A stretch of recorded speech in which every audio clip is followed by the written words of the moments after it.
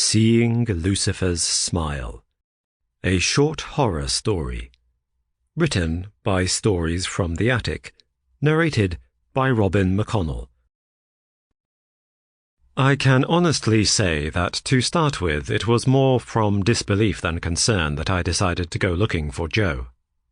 Luckily, unlike a lot of the other morons I've had to go looking for over the years, searching him out wasn't exactly difficult. Blessed with all the silent stealth of a fireworks display, Joe was never going to be very good at hiding. With characteristic predictability, he was in the first place I looked, even if he was reluctant to open the door. "Let me in, Joe," I called in a voice that was half my own and half the commanding, "I'm coming in" police voice that we had both used on the many dawn raids we had worked together over the years. I held back on going full police voice so as not to alert the neighbours or make it sound like I was going to kick his front door in. In fact, I was already feeling bad about the way I had rapped heavily on his door, a force of habit from 20 years of calling on people who were, shall I say, reluctant to open up, and which had already been harder and louder than one should really knock when calling on a friend. Arriving at the police precinct earlier that morning, I was surprised to find Joe not already at his desk, stabbing at the keyboard like a demented dinosaur and doing that patented two-finger typing he did. I asked the chief where Joe was hiding. The chief, the new chief, that is, the guy the district put in charge last month and who couldn't tell me or Joe from Adam, told me that Joe had called in early and was taking a sick day.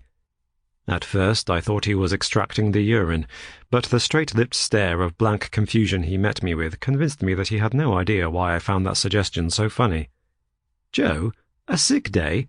I asked, with understandable skepticism. The chief nodded, a look of bewildered puzzlement and a half-vacant smile flitting across his face. "Yeah, he phoned in earlier.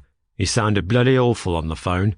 Apparently he's got flu or some kind of lurgy. It's been going around, you know. My mother-in-law—" I interrupted. "Joe's off with the flu? Joe? The same Joe who was thrown down a flight of stairs, broke his pelvis and was at work the next day?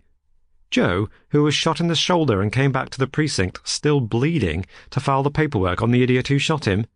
That Joe?" The chief, the new chief, nodded blankly. "Course he is," I said, smiling and nodding sarcastically. Then, throwing on my coat and picking up a folder of casework, I headed straight for Joe's apartment. "Come on, mate. I know you're in there. I can hear you breathing. You sound like Darth Vader having an asthma attack. Open up." Sample complete. Ready to continue?